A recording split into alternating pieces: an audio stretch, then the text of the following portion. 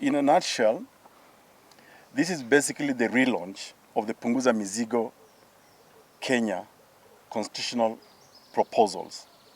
And these are proposals that aim to amend our constitution of Kenya 2010 in order to achieve justice for all Kenyans, dignity for all Kenyans, and to give Kenyans hope. We are factoring in this proposal the idea that Kenyans should not despair because of the state of politics in our country, the decisions that have been made. They have hope. They have hope today, they have hope tomorrow, they even have hope in 2022 to make the right choices. And if they make the right choices based upon whatever constitutional proposal that other people are suggesting and what we are suggesting, we will achieve justice for every Kenyan. We will give each Kenyan dignity, and therefore we'll have a better country. So we want to begin by underscoring the fact that constitutions are made primarily and solely to benefit the people. Whether you are making a new constitution, or whether you are reviewing it, or whether you are amending it, the primary focus should be the people of that country. And in our case, our primary focus should be the people of Kenya. How do our constitutions benefit Kenyans? So constitutions are also made to bring prosperity among the people. They must benefit the people, not an individual or an elite group, and are made to benefit future generations. We cannot make constitutions for ourselves today. We have to make it for our children and their children. That is the essence of constitutional making and constitutional changes. So constitutional changes must also be honest and truthful. It cannot have a veil of dishonesty around them, that we are pretending to change the constitutions of a country for our own benefit. Let's be truthful about them. Why are we making this constitution? Do we even mean what we say when we say we are amending the constitution or we are making a new constitution? So there has to be honesty and truthfulness in seeking to amend the constitution. There can never be a hidden agenda at all. Constitutional change must not bring division to a country. As a matter of fact, as the highest law in the land, it must unite a people. The moment a constitution-making process brings disunity, then that's a bad product. It must be abandoned. In fact, laws must unite a people, especially the constitution being the highest law in the land.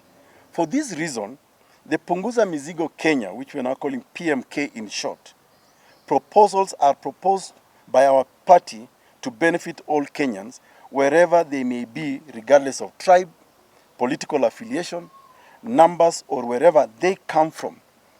And Third Way Kenya is only putting this proposal because the Constitution of Kenya, at Article 257, allows anyone, any Kenyan. So you should not be stopped from making any proposals as a Kenyan. You can make those proposals. Let the Kenyans have the choices, whether this proposal is proposed by XYZ or by Mheshimiwa Eli, Mheshimiwa Kilonzo or Gakuru from their parties, are good for Kenyans. That should be the essence. By proposing these amendments to our constitution, our primary aim, we aim at nothing but to live the letter and spirit of our constitution, which provides, for example, that Kenyans must enjoy services from all state organs wherever they are. And this is by virtue of Article 6. And the Constitution also says that those services and resources are held by one level of government. They must be transferred between those levels so that they can be effectively be realized, but also serve Kenyans wherever they are. This is again Article 187 of our Constitution. So our proposals are meant to ensure that this Constitution works effectively for Kenyans. Our proposal also table 10 areas of concerns to Kenyans. We believe that if our Constitution emphasizes these 10 areas and the leadership of our country implements them, Kenyans will be better off. And we won't need to wait for decades to be a developed country and also make the lives of Kenyans better. Making lives of citizens better is what every country of the world strives to do every day. It's what every leadership of the world strives to do every day.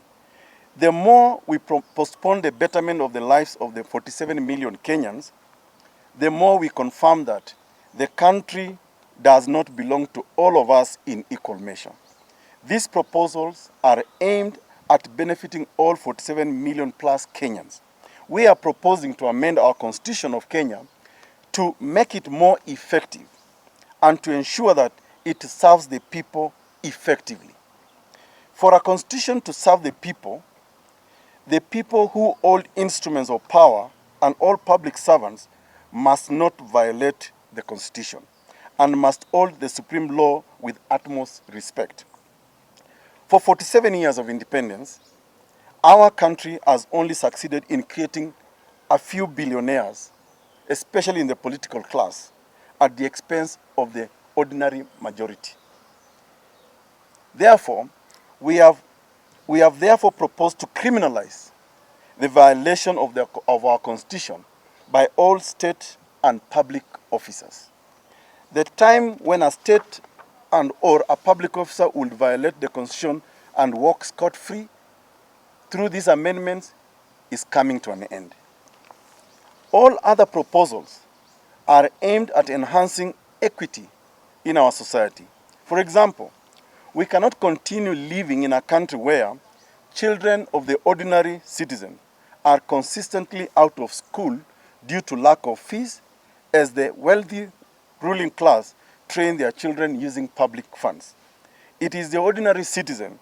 We make the argument in this proposal that it is the ordinary citizen whose efforts contribute the most in building this country, and we must therefore make them the first-line beneficiaries of public services.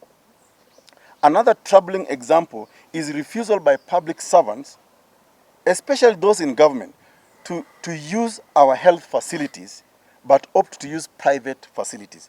This does not make sense at all. Yet it is ordinary citizens through their taxes, through their hard work, who actually contribute to money that funds these state officers. We cannot continue to dim the future of the children of farm workers, the children of farmers, the children of nurses, the children of our medics, teachers, matatu conductors, and drivers, hawkers, unemployed citizens, and all other workers who are the backbone of our economy and whose sweat earns mega profits for corporates that pay billions of taxes. Our proposed amendments will therefore ensure that we prioritize the need to give all our children a quality education and training. Healthcare is a right and must be accessible to all Kenyans. Many Kenyans die prematurely of curable diseases due to neglect by our own government.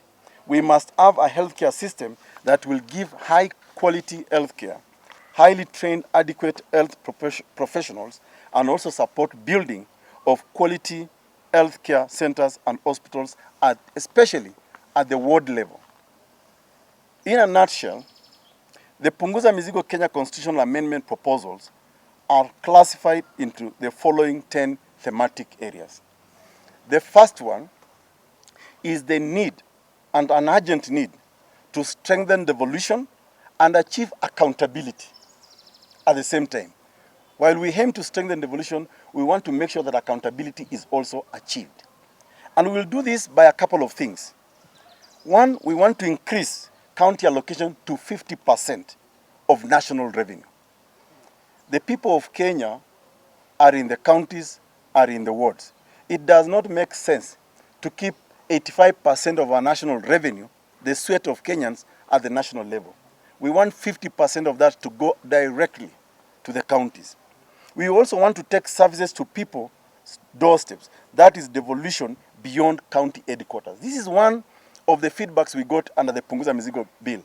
People say to us in the county assemblies, money comes to the counties, and you will hear from Mheshimiwa Eli, from Meru County Assembly. But it is stuck there. We want to see money go beyond county headquarters. We want to see money go beyond Nairobi City County. We want to see money go beyond Migori Town or Kisumu Town. We want to see money go beyond Siaya and go to the wards. So this is the idea of taking services to people's doorsteps. But this proposal will also create, in strengthening devolution, the ward development fund in all the 1450 wards and allocate specific amounts of money for purely development and service delivery. If we can achieve this, then we will equalize this country at supersonic speed. We will also demystify the kind of tribal politics we have enjoyed, because if everybody is getting services, if everybody is treated equally, let me tell you, and not to demean the animals we eat, even a cow can be president and nobody will care. And this is the only, we must reach Kenyans. And therefore, to strengthen devolution also, we are proposing that the governor must now become the chief county accounting officer of all county funds, in order to end the elusive concern over who is responsible for the disappearance of county funds.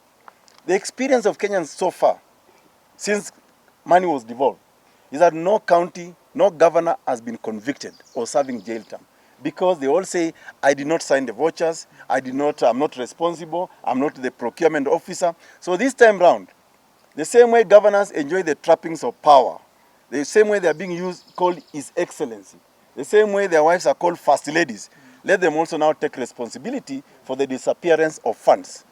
And therefore we must make them, expressly in the Constitution, the chief county accounting officer.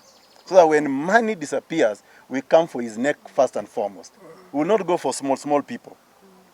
We are also proposing, in order to strengthen devolution, they need to abolish deputy governors' positions. These are positions that are redundant, to be honest. They had no value to the governance of the county. And we have a proposals on how to make that effectively. We are also going to give county assemblies financial independence. One of the feedback we got under the Punguza Mizigo bill is that county assemblies, MCAs, are being manipulated because they lack that financial independence and autonomy. So these proposals will seek to strengthen devolution by first also giving the county assembly members that independence, so they can have their own budget, plan their own meetings, spend their own money. They don't have to go and suck up to the governor, and excuse my French, because that's what has been happening. If a county assembly speaker or MCA is not in good terms with the governor, hawezi ona maendeleo kwa ward yake. And that has come as a result of lack of financial independence of county assemblies. This will also achieve effective accountability and oversight. Today, oversight and accountability in counties is failing because MCAs do not feel independent.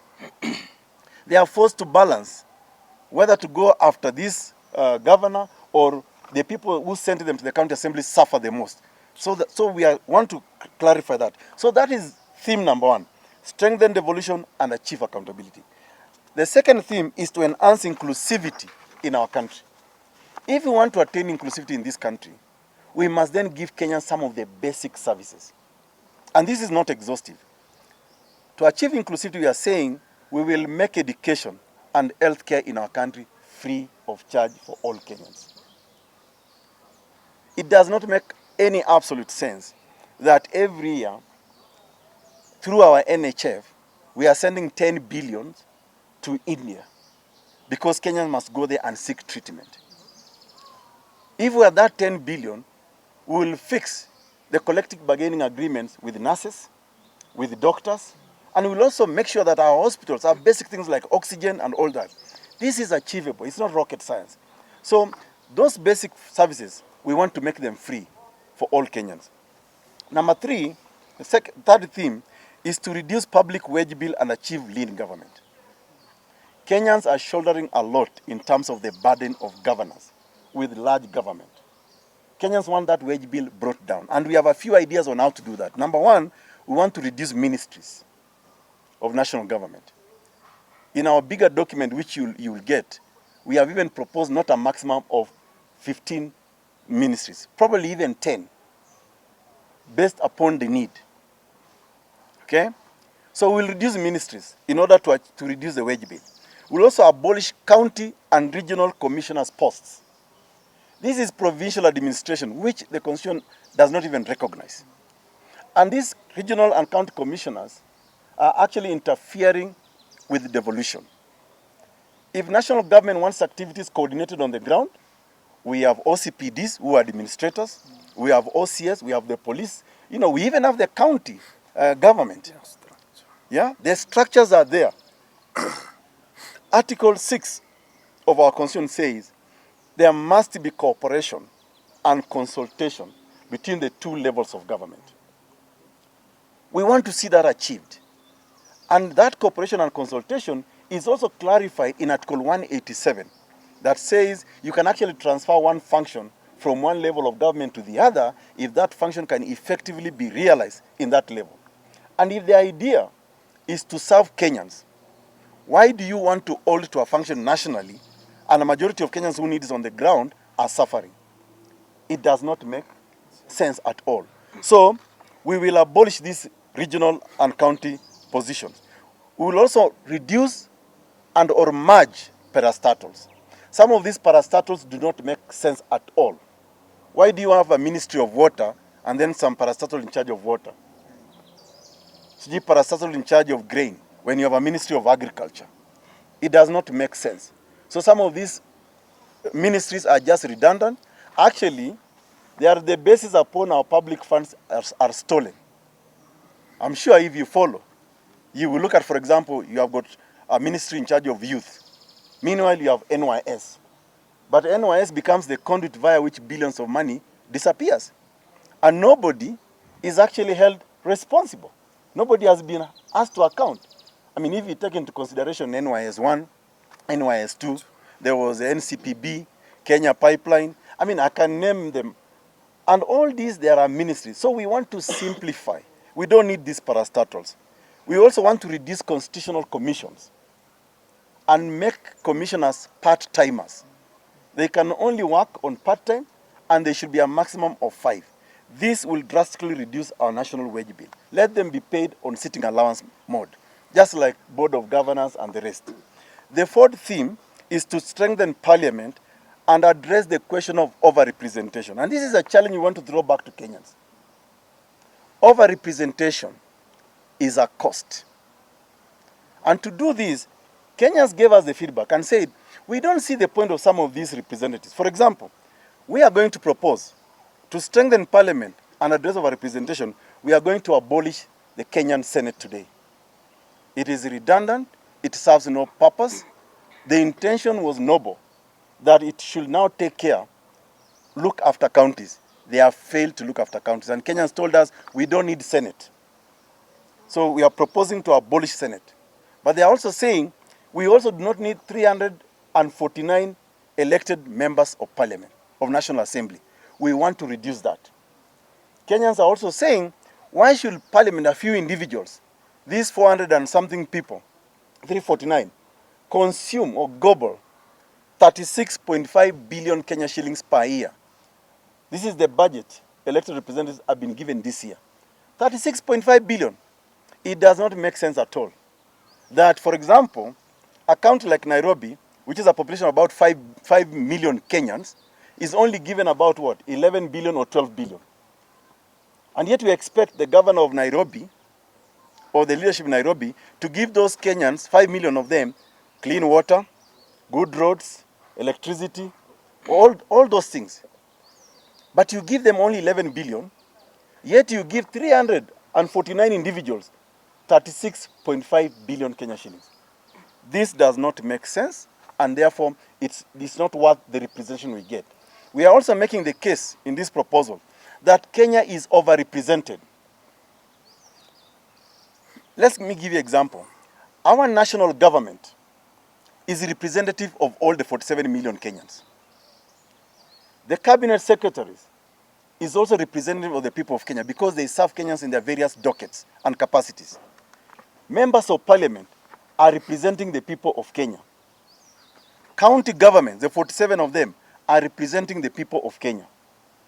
The 47 governors are representing the people of Kenya. Members of the county assemblies are representing the people of Kenya. And all this comes with a cost.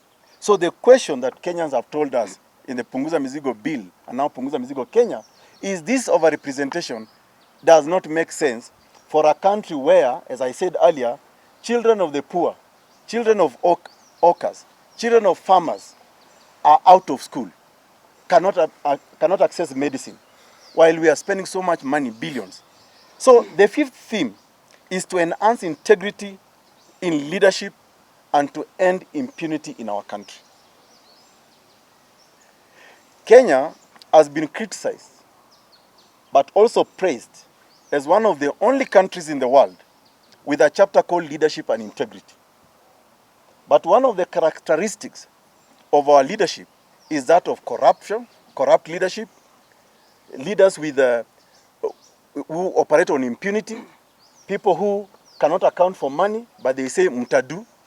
So we want to enhance this integrity in leadership, but also end impunity. And we are going to do it through various ways. Number one, we are proposing to criminalize the violation of the Constitution by all state and public officers.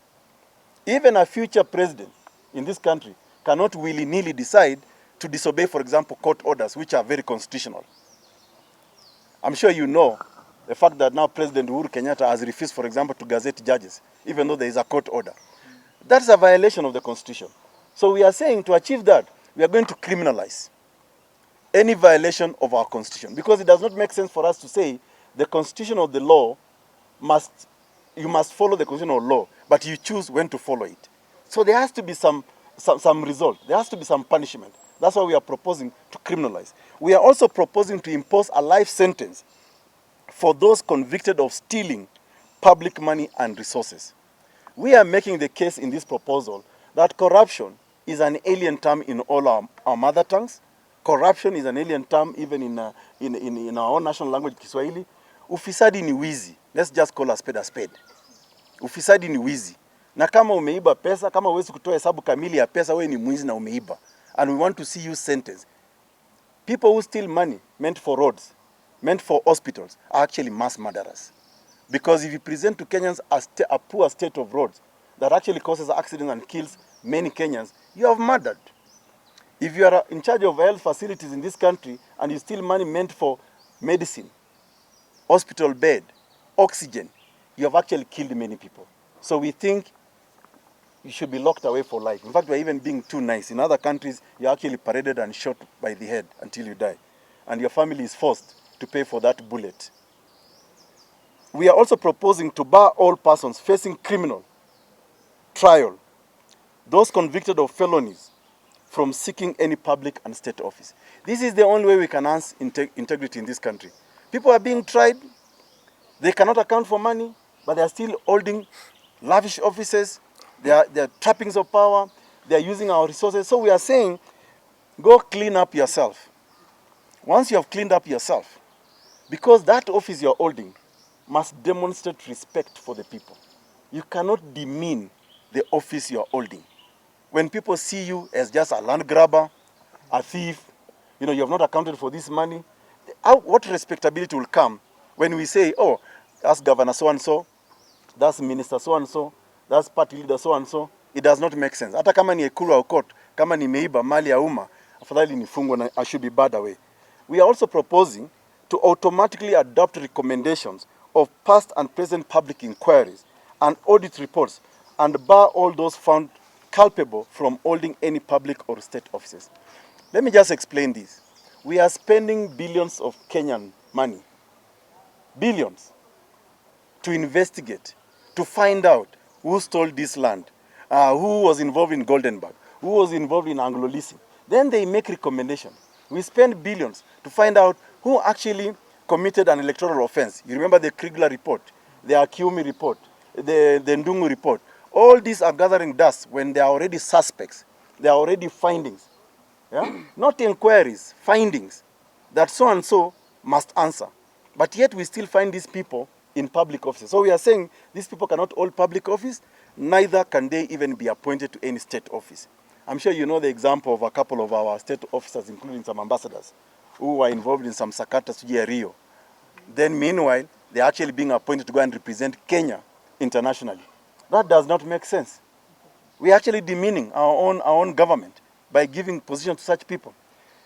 Corruption and theft of public resources cases we are proposing should be tried within 3 months. And I will tell you this as a lawyer who has practiced in this country.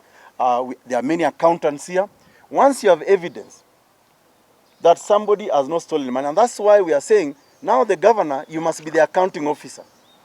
Kama umeka kidole pale, and there is already an audit report that has made findings, we don't need under rocket science to try you. We table that evidence, we bring that auditor and tell him take the stand. Did you audit so-and-so?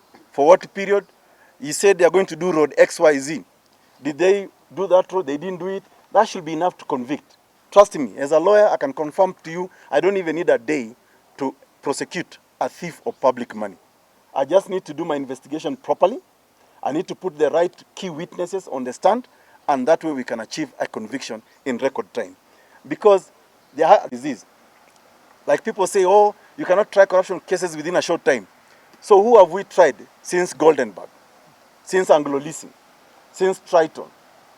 You know, all those, I can go on and on and on. We have given people decades. We've given the government decades. They have never convicted anyone.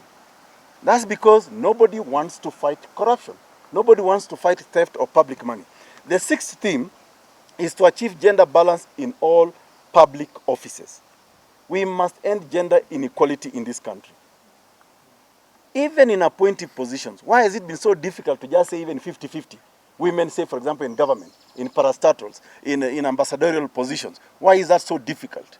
So we want to make sure that these amendments will give us the at least third gender rule. And the third gender rule shouldn't just about women. It can also be about men. Why should women always be the third? Other countries have progressed, like Rwanda. Now I think they have even surpassed the mark of 50%. I think they're at about what? 60 or 70%. Thereabout. So it's doable. And we want to make sure that if we follow our constitution, the highest law in the land, as we have said, then we will achieve this. Number 7, in terms of the theme, is to make elections cheaper and inclusive. Studies have demonstrated that the world all over, only Kenya's election is the most expensive. Even our most populous country like Nigeria, its election is cheaper than that of Kenya. India, same thing. We are spending billions of money in our election, even in countries that do not even vote. For example, in the last general election, Kenya pumped into the economy of Dubai, basically a desert country, 2.5 billion Kenya shillings. Dubai does not even have a forest. And we asked them to print our ballot papers. But we pumped into the economy 2.5 billion Kenya shillings. We pumped 3.6 billion to France for BVR kits. France does not even use those BVR kits. All they need is an A4 size paper. They say, Kilonzo nataka kusema Wakuru ama Gakuru, naeka jina yako hapo. People go and vote. It's as simple as that. And elections don't have to interfere with our day-to-day activities. And we are proposing a number of measures to achieve that. For example, we are saying if you are a Kenyan at the age of 18 years old, with a national identity card given by our own government, why should we bother you again to go and ask you, go and register to be a voter? That ID should be sufficient enough for you to be automatically registered as a voter. We are also asking IEBC now to ensure that all Kenyans in the diaspora, wherever they are, can cast their vote. We are talking about 3 million Kenyans out there, over 3 million Kenyans out there, who are disenfranchised on the excuse that we have not registered them. Yet we have given them IDs, we have given them passports, they can actually cast their vote even in advance. Many countries that have progressed in the world, people can even do what is called early voting. You send your ballot in advance. Or on the day of the election, we go electronic. And this is one of the proposals we are saying. Let's now encourage electronic voting in this country. I don't have to travel like I did last time all the way to Turkana and get stuck in some river because it was flooded. I have to wait for hours. Why can't I just vote at the comfort of my house? You know, or at my office? So that elections, voting, and work should go concurrently. You don't need to stop. At least for those who have got means, and that is possible. But we also want to reduce the cost of running elections and registration of voters. The 8th theme is electoral justice. Kenyans told us, how come after every election, people say, oh, election was stolen, mtu fulani sijui manipulate, wengine wameficha servers, sijui whether in France, wherever it may be, and nobody is held accountable. So we are giving you a solution through this to say we must now address electoral justice in this country by doing several things. We must severely punish people who commit electoral malpractices and offenses such as vote rigging, theft of votes, or ballot stuffing. Those are all criminal offenses known to law. But nobody has ever been prosecuted. And that way we can achieve electoral justice in this country. We are also saying, let's now punish politicians, whether it's a Kuru or Court or whoever it is, who organizes violence during and after elections. Let's have those people punished. When your supporters, I mean, even in football, for the lovers of football, if your fans become rowdy, sometimes they are banned from the stadium. Let the team play alone. So if we know that you are a leader whose fans, your supporters, have unleashed violence in this country, we must either punish you, or punish your supporters. And we want them barred from ever contesting in any election again. Lives have been lost because of this kind of conduct, which has gone unpunished for decades. So let's punish leaders who organize violence. Second last theme is to revive our economy, create employment, and wipe out poverty. We cannot say we are developing as a country when the economy is in tatters, when there is unemployment right now at almost 70%, when the majority are poor. We are not spending our money properly. And we want to do this by the following proposal. We are proposing to abolish taxation and levies on common commodities. For example, petroleum, LPG gas, electricity. And this is the only way we can spur industrial and economic growth in our country. This is the only way we can rapidly create employment and tame the ever-rising cost of living. Because with the high cost of living, it equates to poverty. We are also proposing to set aside 10% of the national revenue for the next 5 years to create a revolving fund to finance farm-owned agro-processing industries to fully process all cash crops, livestock, and other farm produce. We have to be deliberate if we want to revive our economy, if we want to create employment, and if we want to wipe out poverty. We must set aside money for some of these industries. The last theme is to achieve equitable share of natural resources in our country. Countries, we are proposing this, counties and local communities where a natural resource is found must automatically get 30% of the revenues from that natural resource. Today, as we speak to you, a part of our wealth of this nation is being shipped out to foreign lands. If you are from Kwale, you can never reduce poverty when thiamine is being shipped in its raw form to wherever that company comes from. It does not make sense that crude oil is not processed in Turkana County, but it's being shipped to be processed elsewhere. When will Kenya be known, for example, or County X, say Kwale, when will it be known as the headquarters of thiamine mining in Kenya? When will Kwale, Kilifi County, be known as the headquarters of manganese mining in this country? When can we ensure that we build, industries, say in Meru, so that Miraha can be known as, that is the product, the most product that brings money for this country through Meru? Or gold mining in Migori, in Kakamega. And this country has so much wealth, but that wealth is being shipped. Or if you are from Kitui, Mui region, why can't it be known as the coal capital of Kenya? So we are saying these resources must not be transferred in the raw data, but when it's found, 30% must remain. We are also proposing that contracts that commit exploitation of our natural resources must be made public. These contracts cannot be signed in boardrooms or cannot be signed in conferences in some of these capital cities. Let it be made public. Let our parliamentarians debate it. Let it be part of our law. We are also proposing to enforce fully the processing of all raw materials and ban the exportation of Kenya's natural resources in raw form to other countries.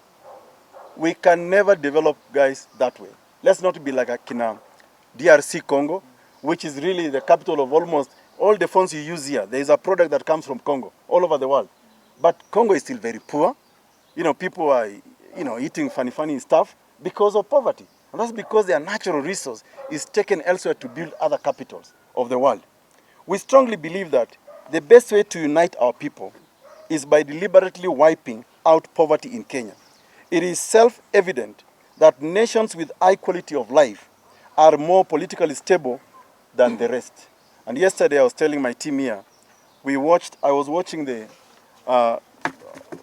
what's called, Vital Signs by Dr. Sanjay Gupta in CNN. And they're talking about this country called Bhutan. And in Bhutan, things like quality of life is the priority. So much so that even the politics is demystified. It forced a practicing medic to become the Prime Minister of Bhutan, but he never stopped practicing his medicine. He goes to the hospital first, he attends to his patients, then he rides into a Vitz to his office now to do his political work. That's because they focus on the quality of life of their people. Now, that is the statement by Third Way Alliance Kenya and the supporters here and Kenyans, also, and the feedback we got back. So I now want to give an opportunity. Thank you very much. My name is Morega Arias Julius. I'm the sitting MCA, Municipality Ward, that is in Meru County. The reason I'm here and I want to inform the Kenyans is not because Dr. Okuru Okot come from the tribe I come from. I'm not here because Doctor or the party leader of the Alliance is maybe a rich man. I'm also not here because we come from the same party. I'm here because I believe in the ideology and ideas that he is presenting to Kenyans. And one of the ideology because he had an opportunity to visit our county assembly during the first Punguza Mizigo and their issues and the deliberations that we discussed. Even though it was rejected, quite a number who supported it gave some recommendation. And one of the recommendation has been put in this Punguza Mizigo Kenya, and that is the allocation that is going to the ward. 50% of the national allocation is coming to counties. And out of that, there is a creation through the proposal of county, that is Ward Development Fund. One, it will increase the independency of the MCAs, because nowadays, unless you sing the same song with the governor, you may not realize development in the ward level.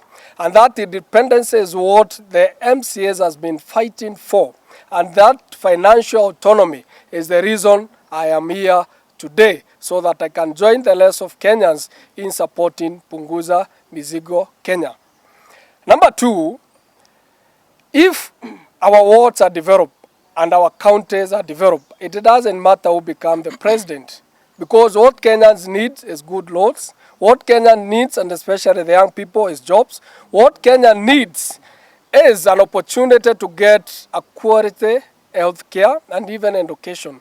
The less doesn't matter about the positions that we hold at the maybe presidential level or even the county level.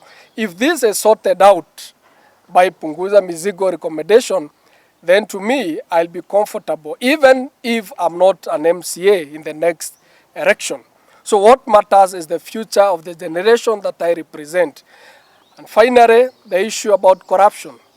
I normally say corruption is worse than prostitution, because prostitution erodes the character of an individual, but corruption erodes the character of the whole entire society. And that is one of the cancer that we have to fight.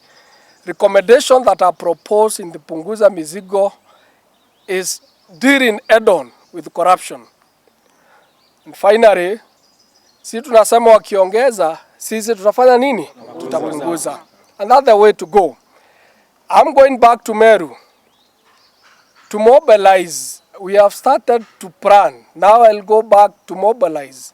And after we mobilize, I believe we'll deliver and deliver greatly to this nation. And with that confidence, I beg the other side, because we are providing an alternative to Kenyans. Let's not be intimidated. And I'm here without any fear. And that's why the whole medias are here. Because recently we have seen those who have an alternative voice, they have also other mechanisms to deal with them. I'm here confidently believing in the recommendation that will save Kenya, and not the few individuals who want to make money and who want to enrich themselves and who want to remain in power. So let them see I'm here as an MCA and calling upon the young people. A time has come that we need a change, and the change is now, not tomorrow. A time has come, even the church has to come in also providing leadership and also providing guidance. We may not shun away as a church and institution also to provide Kenyans with the best future. So I'm calling upon you also. We'll use you also to help us mobilize and teach others. Women of this country, you know, most of the time during election, we are the people who suffer. So women also take part in mobilization, and also the grassroots and the middle class. A time has come not for you just to stay there and watch, also take a part.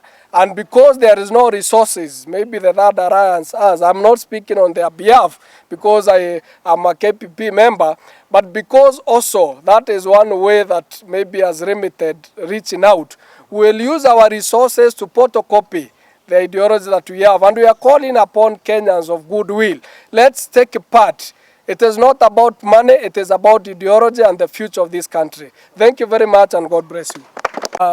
First is, again, we are coming as MCAs, and that's why there are some external forces that influence the whole discussion. This time we are calling upon MCAs once more. Let's not be influenced by any bribery or any kind of maybe intimidation, so that at least we can remain true to Kenyans. And this is an alternate a chance we are given again, because the constitution, the current constitution and Article 257, whether you are going through the popular initiative, MCAs are very fundamental, and that's why I'm here to plead with them. Let's not bribe, be there to like be an hindrance to achieving the goal of a better Kenya. And by the way, at the risk of sounding argumentative, if you looked at the Gazette notice that was published by the National Assembly, Speaker Justin Muturi himself, alongside his statement about the fate of Punguza Mizigo, you cannot use words such as the bill failed. Actually, the bill never failed. I can tell you, if I wanted to be cantankerous, which I can be, I can actually go to court and seek an interpretation. Because the Gazette notice said 22 county assemblies outrightly rejected Punguza Mizigo bill. 22 kept quiet, slept on their right. 3 approved it. If I were to seek interpretation, and there is a reason why we may not have wanted to go to court to seek interpretation, because we wanted to accommodate some of these changes that MCAs have said to us. Actually, if I were to seek interpretation, I can assure you, Punguza Mizigo Bill 2019 never failed. Actually, it passed. Because the time frame within which to reject the bill was 3 months. If you slept on your right and never rejected it, in law we say silence is consent. And so, therefore, the 22 county assemblies consented to the bill, plus the 3, so we got 25 county assemblies saying yes to the bill. But we thought, let's walk the moral high ground and incorporate some of the criticism that we got in the county assemblies, and that's why now we have come back with the Punguza Mizigo Kenya proposals. So the bill never failed, my friend. Let's now demonstrate to you how this can be signed. My name is Christopher Kilonzo. I come from a party called People's Democratic Party. I've got a presentation. I have presentation from Parliament to the county assemblies. And without belaboring Daktari's points, I want to add and say, I think now as Kenyans we need to start interrogating ourselves in honest and transparent way. Honestly, Kenyans are overrepresented, and we know it. But when we try and look into these things, then people think that we are not saying the truth. As a friend of Punguza Mizigo and That Way Alliance, I want to urge all Kenyans to come out and support That Way Alliance proposals. It's a good initiative, and I'm very sure ikipita, na kwa sababu najua itapita, Kenya tutakuwa maisha mzuri. Asante. Get a certain tired political narrative in this country that only certain individuals can actually give this country direction. You've today been challenged that if you all get involved, this country belongs to all of us in equal measure. Hii country si ya mama ya mtu. Yeah? Kama Kenya ni mama yetu sisi wote. Kama ni baba ya kila mtu. Kwa hivyo hii mambo ya kusema kwamba ati lazima sijui tunyenyekee sijui tuende kwa fulani, hakuna bwana. Hata kama ni elimu, wengine wetu tumewashinda kimasomo. Kwa hivyo tunaweza kujifikiria. We have that independence of thought. And please, if we want to really free this country again, I will want to urge you, let's not be stuck in the mindset of a few individuals. For heaven's sake, we are 47+ million Kenyans. even by factors of natural attrition, some of these people will disappear. So if today they disappear, will you disappear with them? Just because we are all breathing air. Sasa kwa sababu mtu mwingine ana breathe air first, wengine tuambiwa pumzika, ngojeni kwanza mimi nimalize ku breathe. Ati ndio wewe. Hii upuzi lazima tumalize. Lazima tujikomboe kimawazo. Hii ni ukoloni mambo leo. We must decolonize the mind, and maybe this is where nani Ngugi wa Thiong'o's book is very important for every Kenyan. Decolonize the mind. Once you decolonize the mind, this country will be free. Like I said, the moment we address some of these problems, especially at ward level, and Mheshimiwa Elias has told you, if we can fix the problems of this country at the very smallest unit of representation, trust me, as I said, hata mbuzi ama kondoo anaweza kuwa rais and nobody will care. Let's take the last one and then we demonstrate to you. Why should we do that? It's unconstitutional. Boss, like that, mwache kupush narrative here. Listen, our country is not monolithic in thinking. And nobody has monopoly of ideas or own the minds of the 47 plus million Kenyans. We have told you that our pursuit is through Article 257 of our Constitution that says any Kenyan or anybody can make general propositions like we have done to amend the Constitution. And it does not stop anybody else. And we are not here to compete with any other constitutional amendment process out there. In fact, let Kenyans have choices. Yeah? Let Kenyans have choices. The more the merrier. So I can assure you, we are not subordinate to anyone. All Kenyans are equal in measure. You may call yourself a big political party. We may describe us as small political parties, but I can also tell you we are big in ideas. Yeah, sure. And I think our ideas, like it's been confirmed, are in the public domain. In the history of this country, since independence, no any other political party has actually made propositions on how to amend the Constitution and caused them to be debated in 47 county assemblies. Only Third Way Alliance Kenya has done it. Even those people who claim to be big, wherever it is, we encourage people to actually make public their recommendation. Sio kuzungumza tu, si tumetoa mapendekezo yetu na sheria inaturuhusu. Kwa hivyo, we are not saying that lazima tunyenyekee kwa watu wengine. In fact, as a matter of fact, I don't know why you keep on commenting on something that we don't even know. Because we need to demonstrate to you. And because we are not rich people, or we have not been allocated state resources to propose amendment, we are going to use the resources that we are good at, and we are going to exploit technology. So there are two ways in which you can endorse Punguza Mizigo. You have the form here that has all the 10 thematic areas and the subtitles, the areas we are covering. We are still open to suggestions from Kenyans. Even in the first process, we started with 6 issues until we went to 16. This now we are doing 10 thematic areas, but there are also proposals in between. So this is the physical form that we will give some of our friends, supporters today. As Eli goes to Meru, he will already carry some of these. But we also have a digital signature collection process.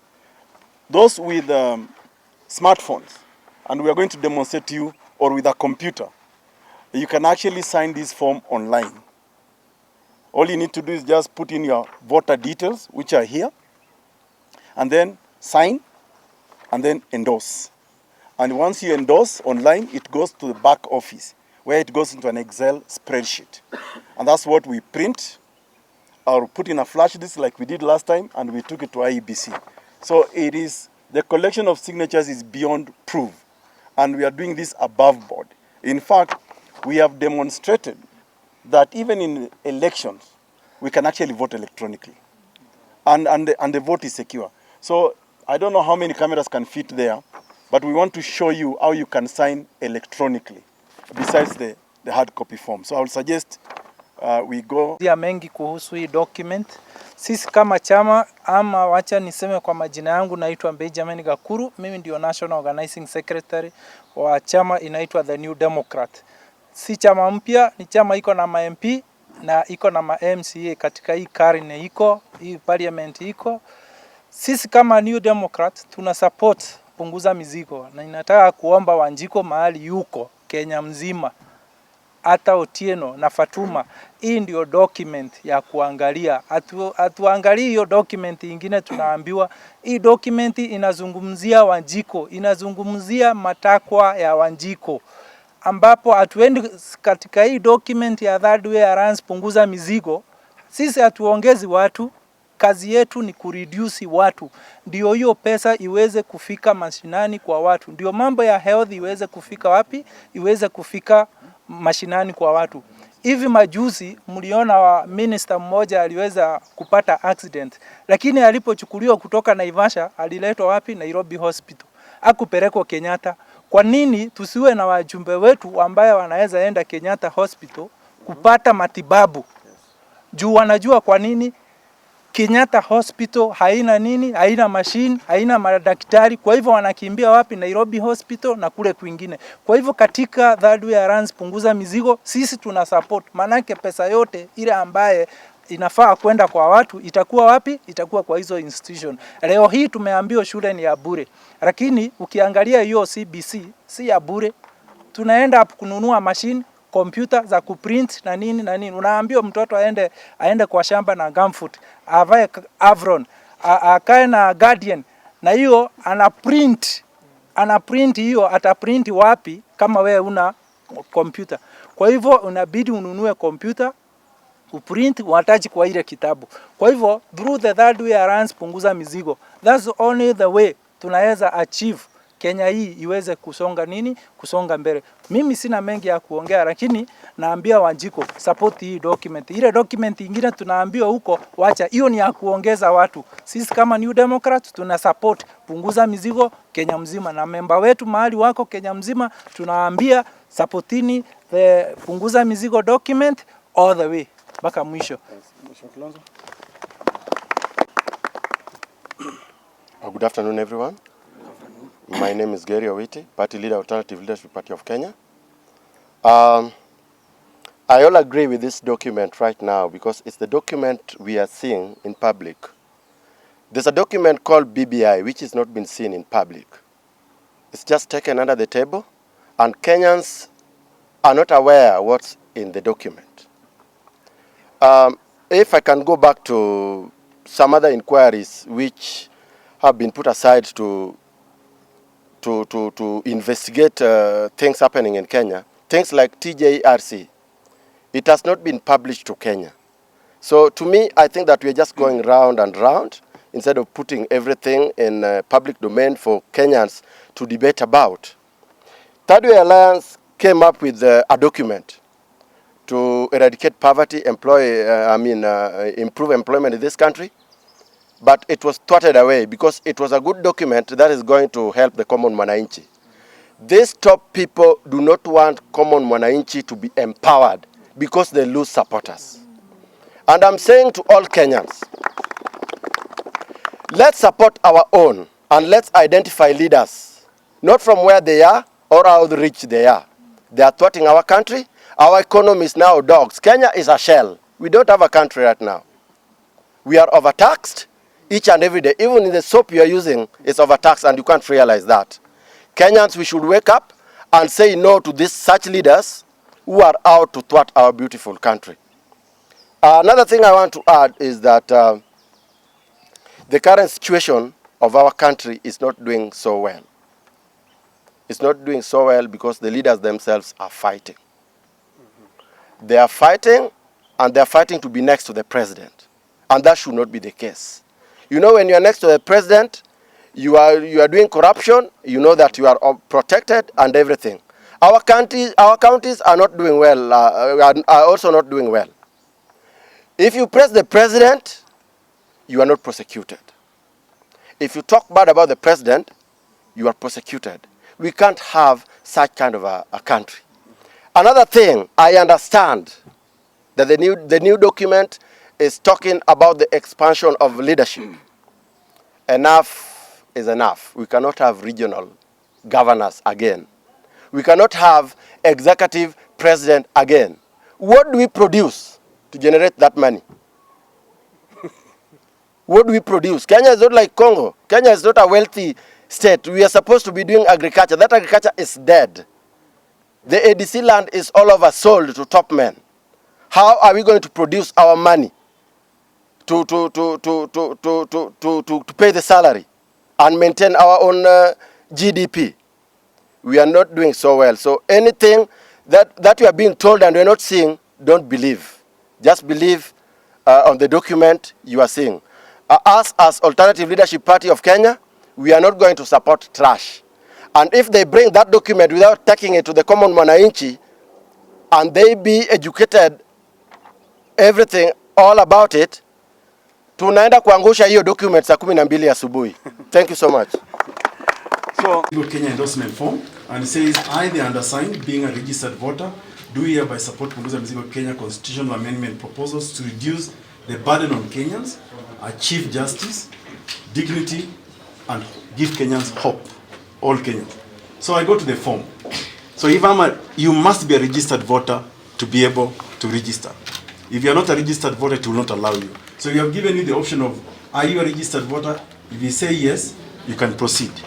But if you say no, this is what it does. It says thank you, but you must be a registered voter. So it's beyond tamper-proof. So either you register as a voter to be able to proceed. But now, let's say I'm a registered voter, and I'm going to register. So I start with my national ID card, 15. Then I put my name.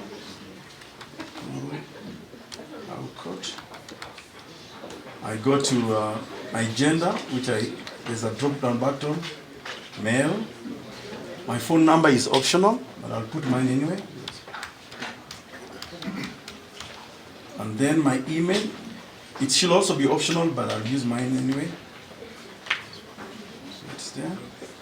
And then my country. So here there is an option. Are you in Kenya, or are you Kenyan in the diaspora who is eligible to vote? So I choose Kenya. Then county. I pick my county, Turkana. That should be 20. Turkana is down here. That's county number 23. Then my constituency, my constituency should be Turkana East. That's Kapedo, just for the avoidance of doubt, Kapedo is in Turkana, not in those other counties. Then my ward should be Kapedo na Payton ward. My polling station should be Kapedo Girls, Kapedo Primary Girls, Kapedo Girls Primary. And then I come to the signature section. So I just put my cursor there if you're using the laptop. So I can try and sign. That's my signature. Then I can even change color if I'm not, if I'm visually impaired. Then I need to attach the signature.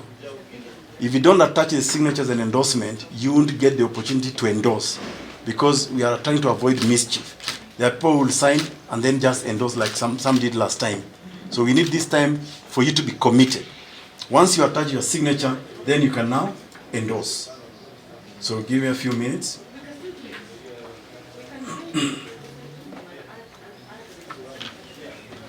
Should I endorse like a second time? Sure.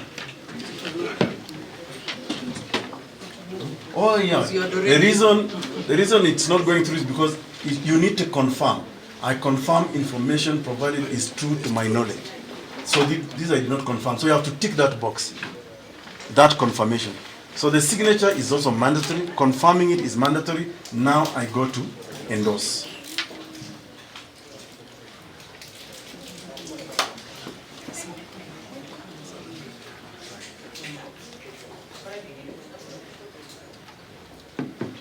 Everything should be okay, isn't it?